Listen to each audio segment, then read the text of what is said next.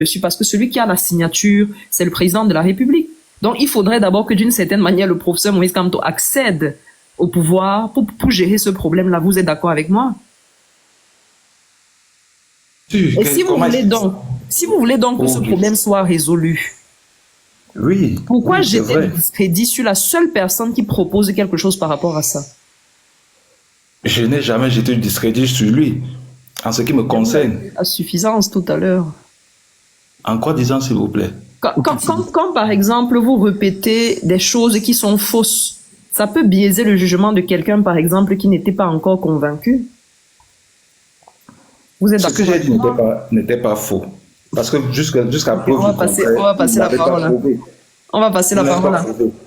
On va passer la parole à Félix parce que là, vous êtes excusé, vous revenez encore dire que ce que vous avez dit n'était pas faux. Je me suis excusé du fait mais Max m'a présenté quelque chose que j'ai lu et c'est par rapport à cela que je me suis excusé. Max est encore là. Vous persistez à dire que le professeur Moïse Kamto aurait participé à la rédaction de quelque chose que ce soit au Cameroun? Vous persistez là-dessus. Je le dis jusqu'à ce que vous me prouvez le contraire. Je le dis. C'est pas, vous n'avez pas la preuve de ce que vous affirmez. Ce n'est pas à nous de vous prouver le contraire de quelque chose qui se fabrique dans un laboratoire. C'est vous qui l'affirmez, c'est à vous de nous donner des preuves de ce que vous dites. Ce n'est pas à nous de vous donner les preuves de que ce que vous dites est faux. Puisque on vous dit encore que les personnes qui ont participé à la rédaction de ce pourquoi vous accusez le professeur Moïse Kamto, ce sont elles-mêmes.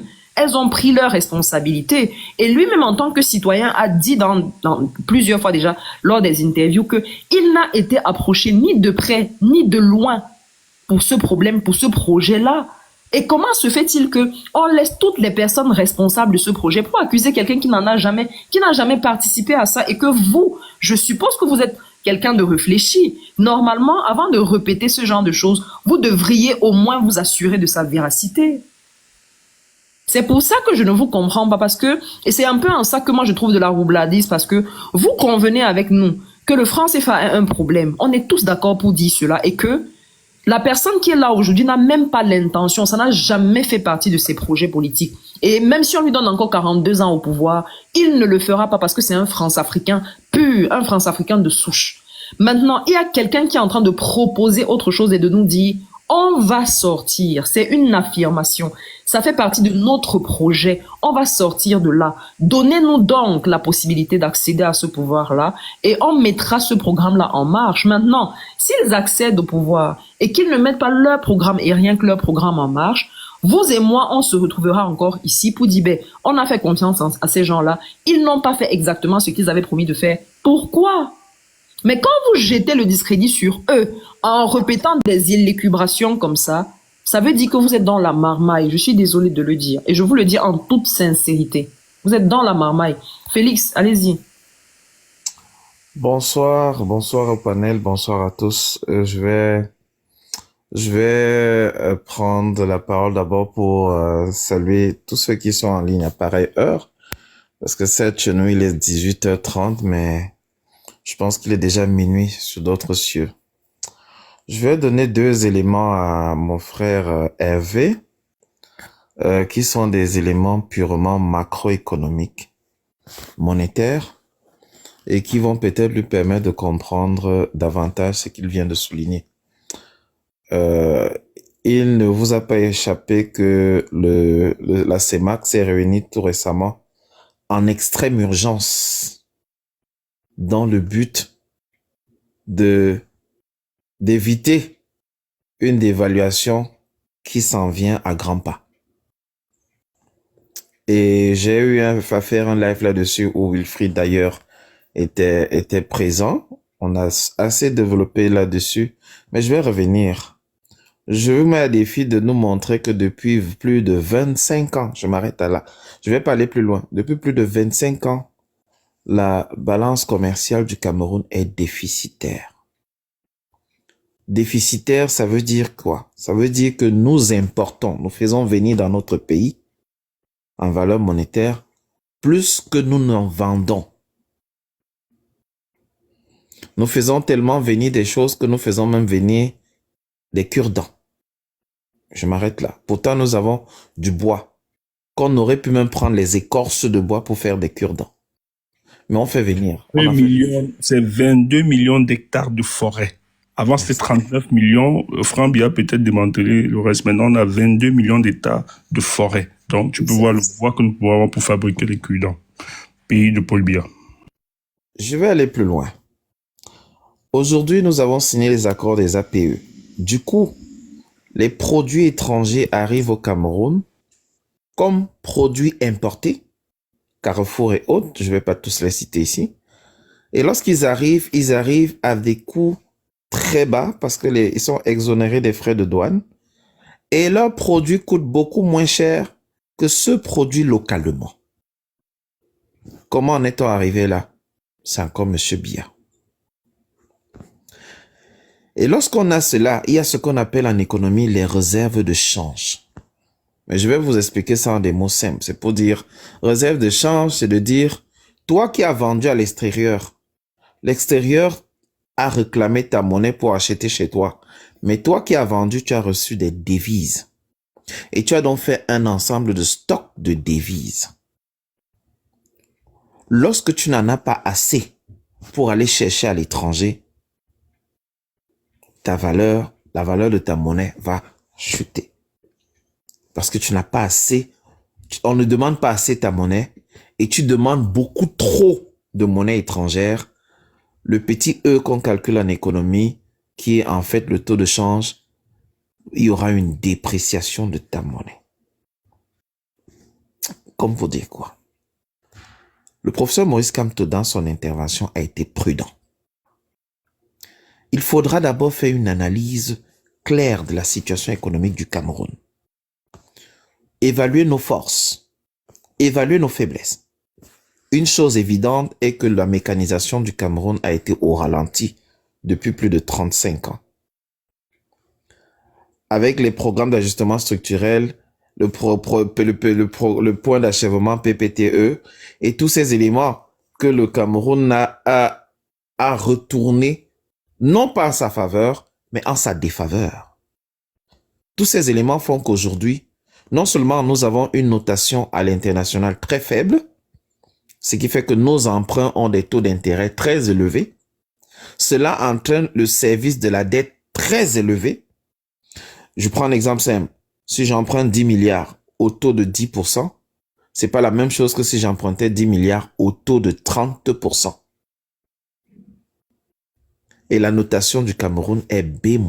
Merci Wilfried. C'est un commentaire là. Ça veut dire ceux qui ont les triple A auront des taux extrêmement avantageux. Et nous qui sommes à B- auront des taux compris autour de 20 quelque chose pour cent, minimum 20%.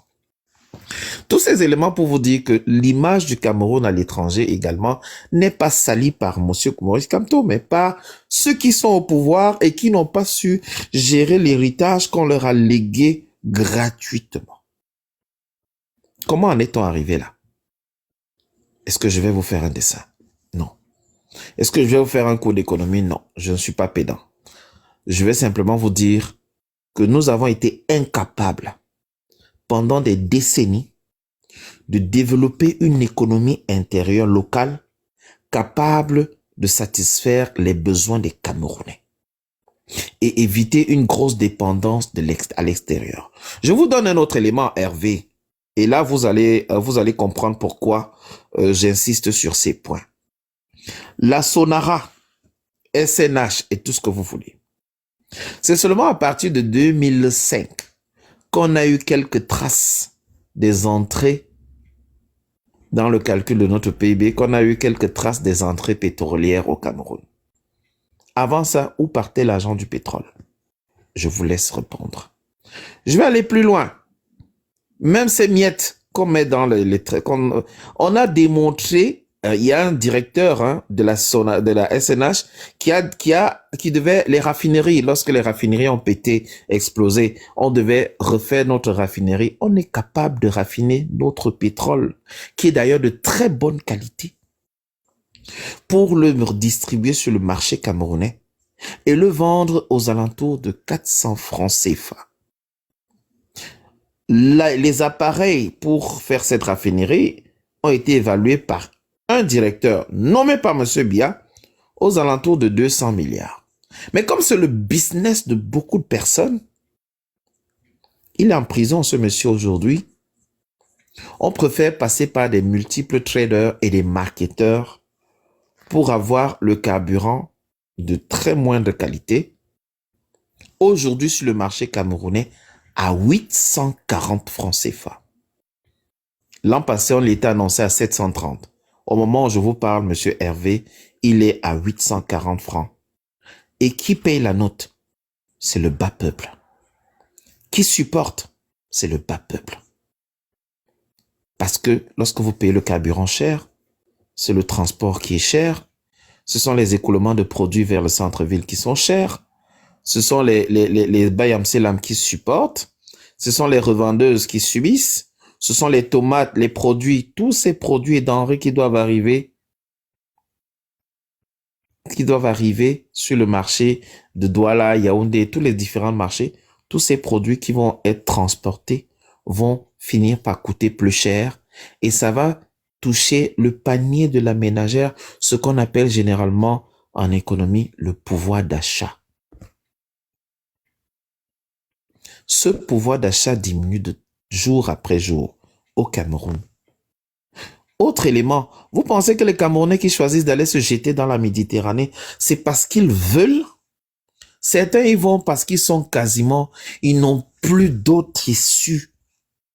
Vous voyez une jeunesse qui choisit d'aller faire affronter les crocodiles dans la mer Méditerranée plutôt que de demander à M. Biya de partir. Ça devrait vous interpeller. Il y a des signes qui montrent que notre aspect social est en totale décrépitude. Nous avons une société détruite. Hier, je voyais encore un reportage à Equinox où un couple a perdu leurs 3 enfants. 3 enfants. Ça fait combien d'années on a parlé de l'affaire Monique Koumatekel? Aujourd'hui, on perd encore des enfants dans des hôpitaux publics au Cameroun. Absence de couveuse. Une couveuse coûte l'équivalent de 1 million de francs maximum ici. Vous en achetez combien avec 1 milliard de francs? Vous en achetez 1000 couveuses à 1 million. Il faut noter qu'il y a un entrepreneur camerounais qui en fabrique. Un entrepreneur camerounais, justement, j'en arrivais, qui a fabriqué, qui a montré qu'il peut même produire en très grande quantité des couveuses à des prix extrêmement bas. Alors, lorsque vous avez tous ces éléments sur la table, Hervé, vous ne voyez pas que c'est une question de volonté politique? Absence, les Américains appellent the lack of weakness, the lack of... Oh, l'expression m'échappe tellement, je suis énervé. Mais mais vous vous posez la question, on est où? On est en train de débloquer plus de 400 milliards pour rallonger l'argent déjà dépensé sur l'autoroute Yaoundé-Douala. L'autoroute qui dessert les 2 capitales du Cameroun, capitale économique et la capitale politique. On est incapable. Sur la route Yabassi-Douala, la route s'est effondrée avant livraison. On a trouvé une façon de contourner. Et au moment où je vous parle, la route est encore gâtée. Ceux qui vont du côté de Yabassi vont vous dire dans quelles conditions ils ont fêté Noël. Aujourd'hui encore, certains dans le Grand Nord criaient que ça fait 21 ans qu'on a financé une route qui n'est toujours pas livrée dans le Grand Nord. C'est pas moi qui le dis, Hervé.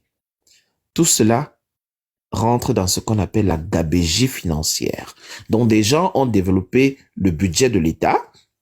Ils ont reparti. Le ministère des Travaux publics est venu défendre devant le Parlement obèse à 95% RDPC, défendre son budget en disant il veut tel nombre de milliards pour faire tel nombre de routes. On a débloqué les fonds et depuis plus de 20 ans, il y a des routes dont l'argent a déjà été mangé et qui n'ont jamais été livrées. Entre-temps, cet argent provient d'où? Des impôts libératoires qu'on prend aux commerçants au bordure de route, aux patentes, aux impôts et à tout ce qu'on prélève aux fonctionnaires camerounais qui déjà ont des salaires très bas. Ah, je vous rappelle que le SMIC est autour de 40 000 francs. Alors je vous pose la question. est-ce que la solution, c'est ceux qui sont là ou la solution, c'est ceux qui proposent quelque chose de concret? Je vous laisse répondre. Et je vous rappelle également que nous avons perdu des milliers d'hectares de terrain au Cameroun qui ont été donnés gracieusement aux Chinois. Je vous rappelle également qu'actuellement, j'ai compté plus de 13 sites d'exploitation de l'or à l'Est Cameroun qui sont exploités par les Chinois, retrocédés par l'État du Cameroun.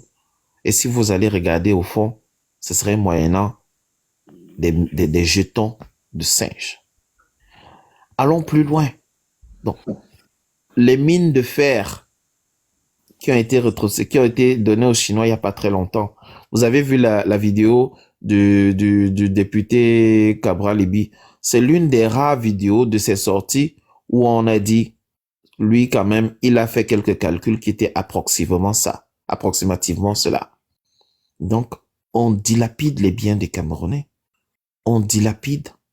À combien partent les grumes de bois du Cameroun? Si on vous donne le montant, vous allez tomber de votre chaise. Le bois, la filière forestière a rapporté à l'État du Cameroun 8 000 francs CFA en 2024. 8 000 francs CFA. Tout le bois qui sort là, tous les jours, tous les grumiers, tout ce que vous pouvez imaginer comme prélèvement. 8 000 francs CFA. Et c'est ça que vous voulez qu'on prolonge en 2025. Hervé, je te retourne la question. Alors, lorsque vous avez tous ces éléments, lorsque vous regardez l'état du Cameroun, lorsque vous vous rendez compte que toute une ministre de l'Habitat peut venir célébrer l'ouverture d'un hangar de moto, La moto qui était censée être... À l'époque, la moto, ceux qui le faisaient, c'était des mécaniciens. Genre, il a réparé votre moto, il teste votre moto, il fait quelques tours avec. Motoboy, j'ai même pas motoboy. Le mototaxi est devenu... S'il y avait une entreprise qui recrutait tous ces mototaxis, ce serait le plus grand employeur du Cameroun. Parce qu'il y en a des dizaines de milliers à Douala, il y en a des milliers à Yaoundé. Combien de morts comptons-nous chaque jour à cause de mototaximan? J'ai envie de dire transport insécure. Combien en meurent sous les camions? Et ils vont vous dire que c'est la seule chose qui leur reste. S'ils ne font pas le mototaxi, qu'est-ce qu'ils feront? Qu'est-ce que M. Biya leur a donné comme opportunité? Vous pensez que lorsque quelqu'un va faire plusieurs tours, sachant qu'il paye le carburant à 840 francs le litre, quand il met 160 francs qu'il met dans son 5 litres, 4200 qu'il paye, il va porter les gens à 300, 400, 500. La petite marge qu'il se fait, il va aller prendre une bouteille de bière. Il lui reste quoi pour ses enfants? Parce que l'économie, c'est aussi ça. Hein? L'économie, ce n'est pas ce qu'on vous dessine là. L'économie se vit tous les jours. Son pouvoir d'achat est réduit parce que les choses coûtent extrêmement cher. Les fournitures scolaires des enfants, pour envoyer un enfant dans une école privée au Cameroun, on vous dit que la pension c'est 200 000 francs. Combien faut-il comme recette à un mototaximan par jour pour pouvoir retirer de l'argent et payer la scolarité d'un enfant? A-t-il dans son pouvoir d'achat la possibilité de prendre une assurance maladie? Ah, j'oubliais, on vous a promis l'assurance, la couverture universelle. Ça fait combien d'années déjà? Où en sommes-nous? Combien de Camerounais sont couverts? Où en sommes-nous? Alors, j'ai souvent envie de dire, lorsqu'on veut parler, je ne suis pas ici en train de parler du bilan d'un régime. Vous voyez, je parle des faits. Vous appelez à Yaoundé, on va vous dire que le taxi le soir, c'est 350. Combien de Camerounais peuvent désormais se permettre de payer un taxi à la bonne distance s'il reçoit 40 000 francs de salaire? Allons-y, hein? Allons-y, le SMIC, 46 000 ou 50 000. Arrondissons même à 50 000. Vous payez le loyer combien? Vous mangez, disons, un repas par jour, même si c'est un repas de 500 francs. Au bout de 30 jours, ça devient 15 000. Vous payez le loyer. Même si c'est 10 000, 15 000, ça fait 30 000. Est-ce que vous allez vous vêtir? Est-ce que vous allez acheter la brosse à dents, la Colgate, de l'eau, manger, un enfant, votre chéri? Écoutez, je suis en train de vous décrire là le grand corps malade qu'est le Cameroun. Parfois, quand je vois les chiffres apparaître, je vais sur le site de la Banque mondiale, je vois les chiffres des indicateurs du Cameroun, j'ai mal à la tête, je referme. J'ai fait un travail sur les impacts des transferts des migrants en Afrique de l'Ouest, où les recommandations, je les ai fournies au ministre des Finances du Sénégal, et ça a été pris en compte. Aujourd'hui, ces réformes sont faites de telle sorte que la diaspora sénégalaise a un impact réel au Sénégal. Les recommandations, je les avais modifiées, adaptées à l'Afrique centrale, envoyées. Je n'ai jamais eu d'accusé de réponse. En tout cas, j'ai envie de dire, le Cameroun est un grand corps malade. Et si nous ratons le virage de 2025, on est foutu. Je vous le dis là. On rate 2025. Oubliez. Je vous dis, oubliez que le Cameroun est un pays parce qu'on ira droit vers la banqueroute. On vous dit souvent qu'un État n'est pas en faillite. Hein. Le Cameroun irait en faillite. Vous pensez que ces ministres qui vous dirigent sont allés laisser leurs enfants aux États-Unis, en Israël, un peu partout. Pourquoi? Parce qu'ils savent quels sont les enjeux de 2025. Ils savent que si ce peuple-là se lève, ils sont nombreux qui risquent de perdre la vie. Vous avez la chance d'avoir quelqu'un qui tend la main et qui vous dit « dans la paix et dans les urnes ». Et vous voulez la bagarre face à un peuple que vous affamez, au point où pour aller donner encore leurs 15 000 pour avoir un sac de riz pourri. Ils sont encore tellement contents qu'ils ne réalisent pas que vous êtes déjà en train de faire la fraude électorale en relevant leurs empreintes, la copie de leur carte de CNI et tous leurs éléments qui vous permettront à vous d'aller fabriquer des électeurs fictifs. C'est ce que nous sommes en train de vivre avec ce riz qu'on est en train de donner aux populations. Vous pensez qu'ils sont allés le faire dans le nord et dans certaines régions, pourquoi? Ah, vous n'aviez pas vu, hein? C'est la fraude électorale qui est là en train d'être faite devant nous. Ils prennent vos documents. Pourquoi Djoubaïro qui a constaté qu'il y avait les cartes qui étaient fabriquées et qui étaient distribuées, pourquoi est-ce qu'il est enfermé aujourd'hui? Pourquoi il a disparu pendant un moment? Ah, vous n'aviez pas compris, hein? Ah, vous n'aviez pas compris. Djoubaïro a décelé un réseau de fraude électorale. Ils ont commencé depuis 2024. Ils sont déjà en train de fabriquer des listes. Ils sont déjà en train de fabriquer des électeurs fictifs. Au point où ils n'auront même plus besoin de payer les gens pour aller voter pour eux en échange de l'argent. Parce qu'ils auront déjà vos documents.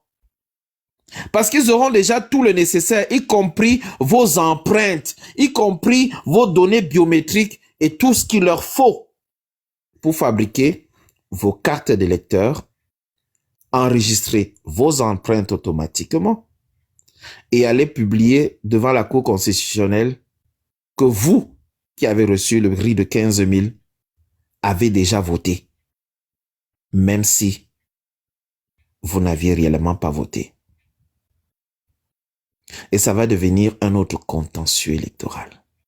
Pendant que nous sommes en train de travailler et demander aux gens d'aller s'inscrire, eux, ils sont déjà en train de préparer leur plan A, empêcher pour professeur Moïse Kamto de voter, d'aller aux élections. Si finalement il va, plan B, faire en sorte que l'opposition soit divisée. Et si finalement les gens votent massivement, plan C, faire en sorte que eux-mêmes aussi votent à la place de ceux qui n'ont pas voté.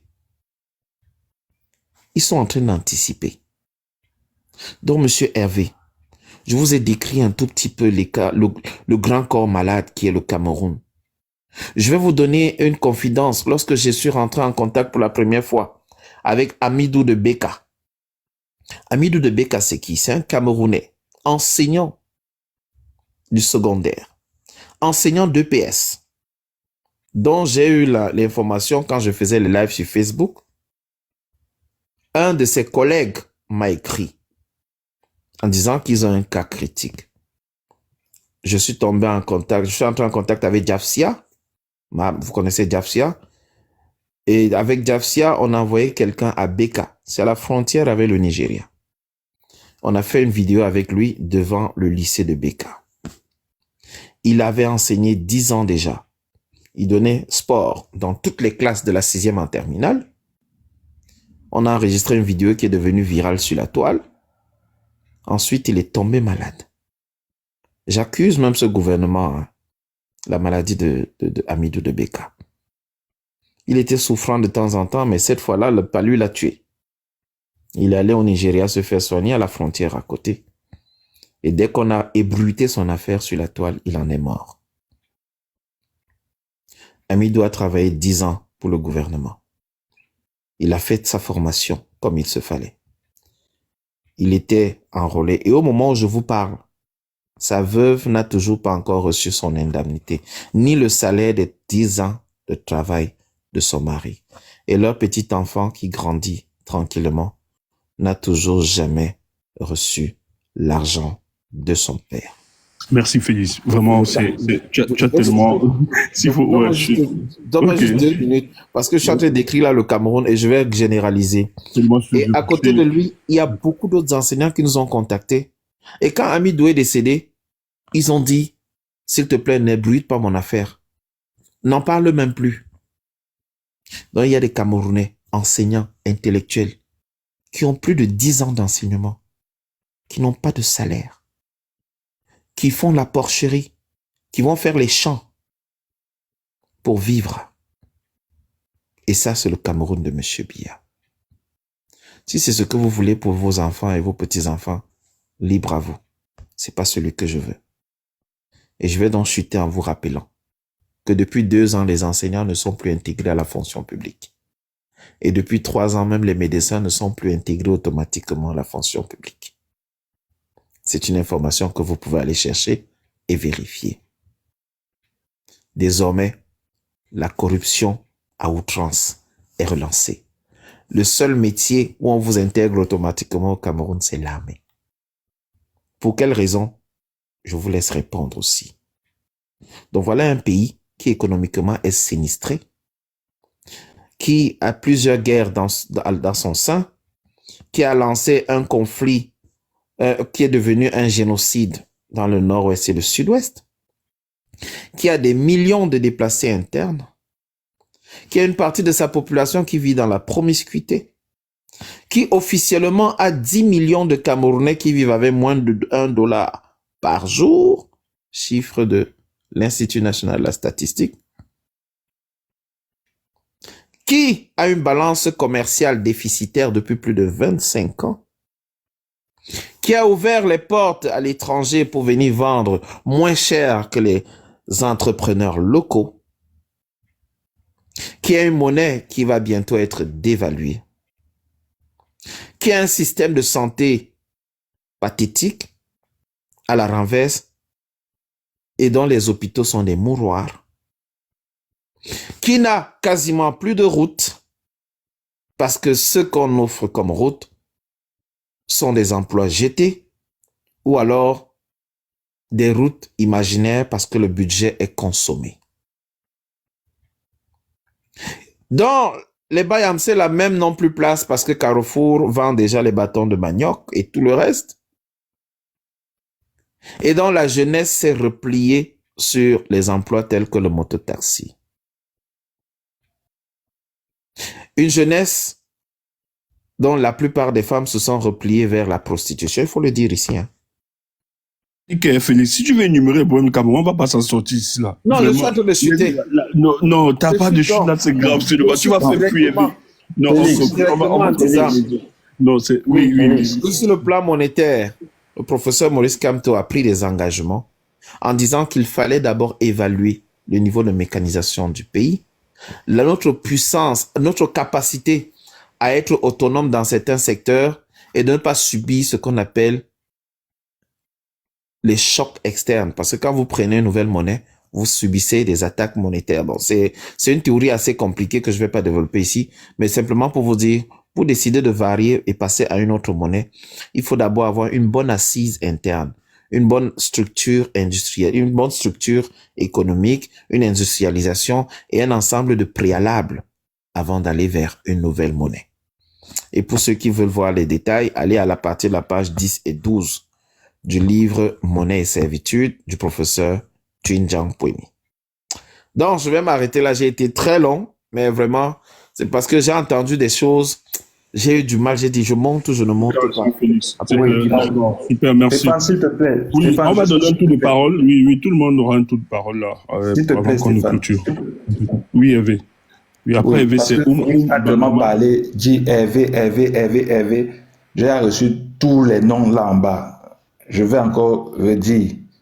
Moi, je ne suis pas en train de défendre qui que ce soit au Cameroun parce que ce qui s'y passe ne me plaît non plus. Et Félix a énuméré des choses que je vais te demander ce document-là. Je vais peut-être t'envoyer cela si j'ai ce PDF concernant la monnaie. Le franc CFA déjà n'est pas une monnaie. Tout à l'heure, quand je parlais des pactes coloniaux qui ont été arrêtés, même pas avec la participation des présidents africains. Ce n'est pas pour défendre Paul Biya, non. Comprenez bien mon propos. Le franc CFA, c'est un papier sans valeur. Et l'une des accords, l'un des points, c'était 5 grands points que ce grand frère-là partageait avec nous sur ces pactes-là qui ont été signés entre la France et ceux qui envoyaient leur frère qui partait. Hervé, bon, ça, je ne Oui. vais pas le dire maintenant. Bon, la Non, semaine prochaine. non, Attends, non, Hervé, non, laisse je les suis pas questions en train de dire, monétaires. Attends un peu, Stéphane. Hervé, pour les Oui. questions monétaires, je t'invite vendredi Oui. à 19h. Le professeur Abo vient faire la deuxième partie sur la monnaie. Tu connais quand même le professeur Abo, si tu es vraiment dans le combat souverainiste. Tu connais ses positions. Non, je ne le connais pas. Peut-être je l'ai écouté, mais je ne le connais pas. Ok, il est là vendredi, c'est un Ivoirien, c'est un souverainiste, hein, panafricaniste. Donc, vendredi prochain à 19h, il viendra. Et je vais chercher ce document aussi pour partager. Je ne suis pas en train de défendre quelqu'un. Viens avec des questions. Oui, viens avec des questions. Je voulais terminer aussi en disant que, en m'excusant par rapport au ce que j'ai avancé concernant le professeur Maurice Kamto, parce que j'ai là devant moi, j'ai tapé et je vois ce document dans Actu Cameroun où lui me dit à propos de la révision de la Constitution 2008, jamais, au grand jamais, je n'ai été de près ou de loin mêlé à l'élaboration de ce projet de loi. Donc, j'ai la preuve devant moi.